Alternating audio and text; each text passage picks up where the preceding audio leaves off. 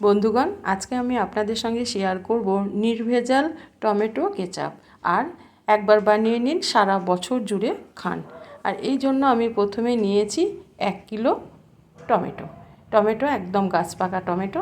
এবার টমেটোগুলোকে আমি বোটাগুলো ছাড়িয়ে দিয়ে ভালো করে ধুয়ে নিয়েছি। ধুয়ে নেওয়ার পর আমি এবার টমেটোগুলোকে কেটে নেব।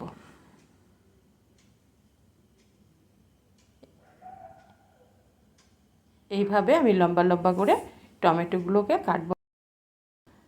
অন্যরকমভাবেও কাটতে পারেন, ছোট ছোট, আরও ছোট ছোট করে। যেহেতু আমার টমেটোগুলো খুব পাকা, সেই জন্য আমি এই লম্বা লম্বা পাতলা পাতলা করে কেটে নিলাম। এইভাবে আমি সমস্ত টমেটোগুলোকে কেটে নেব। এবার একটা বাটির মধ্যে উঠিয়ে নেব। এবার আমি গ্যাসের মধ্যে একটা প্যান বসিয়ে দিয়েছি। প্যানের মধ্যে দিয়ে দিলাম টমেটোর টুকরোগুলোকে। এবার গ্যাসটা ধরিয়ে দিলাম। আর আমি এখানে দিয়ে দেব লবণ। লবণটা আমি প্রথমেই দিয়ে দেব, তাহলে টমেটোগুলো তাড়াতাড়ি নরম হয়ে যাবে। লবণটাকে দিয়ে দেওয়ার পর আমি টমেটোর সঙ্গে লবণটাকে মিশিয়ে নেব। এবার আমি এখানে দিয়ে দেব আদা। মোটামুটি 3 টুকরো আদা নিয়েছিলাম, সেটাকে দিয়ে দিলাম। আর দিয়ে দিলাম গোটা 10 রসুনের কোয়া, আর একটা বড় সাইজের পেঁয়াজ।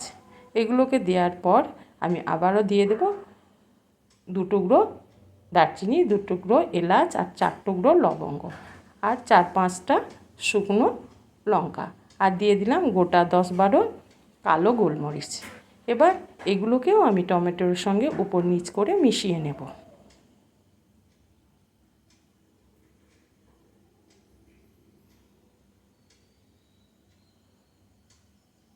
এবার এটাকে ঢাকা দিয়ে আমি সেদ্ধ হতে দেব।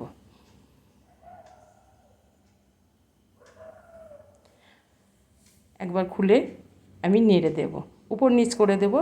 উপর নিচ করে দিলে সমানভাবে সেদ্ধটা হবে। আর মাঝে মাঝে আমি ঢাকনাটা খুলে একবার করে নেড়ে দেব, আর এটাকে পুরোপুরিভাবে সেদ্ধ করে নেব। না হলে নেড়ে না দিলে তলে লেগে যেতে পারে, যেহেতু পাকা টমেটো তো। আবারও ঢাকা দিয়ে দিলাম। এইভাবে ঢাকা চাপা দিয়ে 2-3 বার আমি টমেটোটাকে পুরোপুরিভাবে সেদ্ধ করে নেব।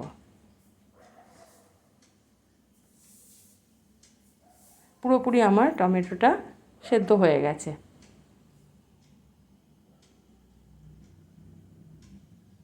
এবার আমি গ্যাসটাকে বন্ধ করে দেব, দিয়ে পুরোপুরিভাবে আমি এটাকে ঠান্ডা করে নেব। পুরোপুরি আমার ঠান্ডা হয়ে গেছে। এবার নিয়েছি একটা মিক্সিং জার। মিক্সিং জারের মধ্যে আমি দিয়ে দেব টমেটো সেদ্ধটা। আমি একেবারে পুরোটাকেই গ্রাইন্ড করব না, আমি 2-3 বারে টমেটো সেদ্ধটাকে গ্রাইন্ড করব।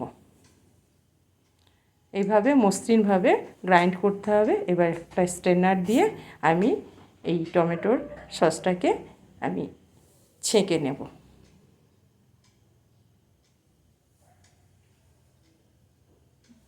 একটু চাপ দিয়ে এটা ছেঁকে নিতে হবে। আবারও একবার আমি ঠিক একইভাবে গ্রাইন্ড করে নিলাম।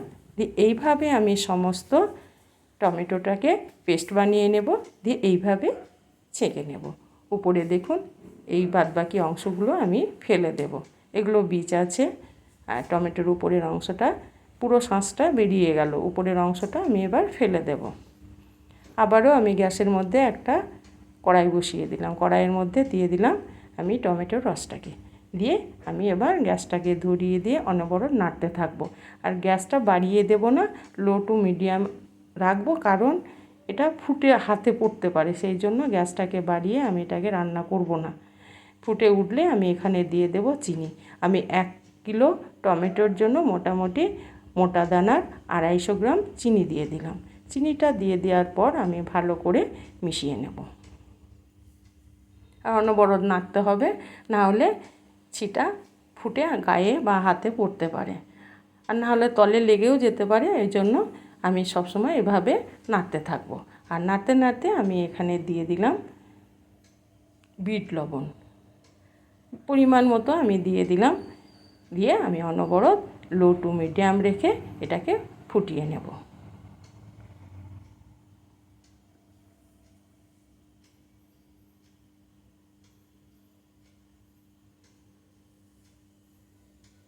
দেখুন বন্ধুরা, আস্তে আস্তে অনেকটা ঘন ভাব আসছে। তার মানে এখনও আমার পুরোপুরি সসটা রেডি হয়নি। তার মানে এখনও আমি লো টু মিডিয়াম রেখে এটাকে রান্না করে নেব।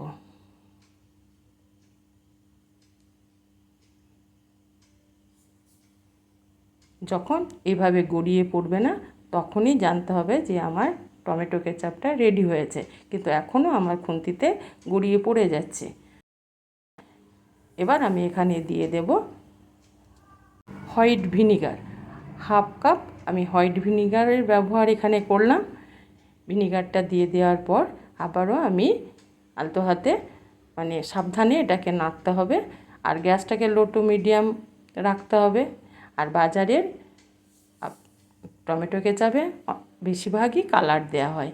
আর আমি এখানে কালারের জন্য ব্যবহার করলাম কাশ্মীরি লঙ্কার গুঁড়ো। এখানে আমি কোনো কালার দেব না, কালারটা যাতে আমার সুন্দর আসে সেই জন্য আমি এখানে কাশ্মীরি লঙ্কার গুঁড়ো দিলাম। দেখুন বন্ধুরা, এখনও গড়িয়ে আসছে। তার মানে আমার টমেটো কেচাপটা এখনও আরেকটু রান্না করে নিতে হবে। সেই জন্য গ্যাসটাকে লো টু মিডিয়াম করে আমি এইভাবে অনবরত নাড়তে থাকবো, না হলে ফুটে গায়ে পড়বে। এবার আমি এটাকে চেক করে নেব। দেখুন একটুও গড়িয়ে আসছে না, তার মানে একদম থিতে গেছে, মানে একটু গড়িয়ে পড়ছে না। আমার টমেটো কেচাপটা রেডি হয়ে গেছে। এবার আমি গ্যাসটাকে বন্ধ করে দিলাম, দিয়ে একটা বাটির মধ্যে আমি ঢেলে নেব। এবার এটাকে পুরোপুরিভাবে ঠান্ডা করে নেব। ঠান্ডা করে নেওয়ার পর আমি বোতলে ভরে ফ্রিজের বাইরেই হোক আর ফ্রিজে হোক, যেখানে ইচ্ছা আপনারা রাখতে পারেন। ফ্রিজের বাইরে রাখলেও কিন্তু এই টমেটো কেচাপ সারা বছর ধরে খাওয়া যাবে। আর যদি আমার ভিডিওটা ভালো লাগে তবে অবশ্যই একটা লাইক করবেন।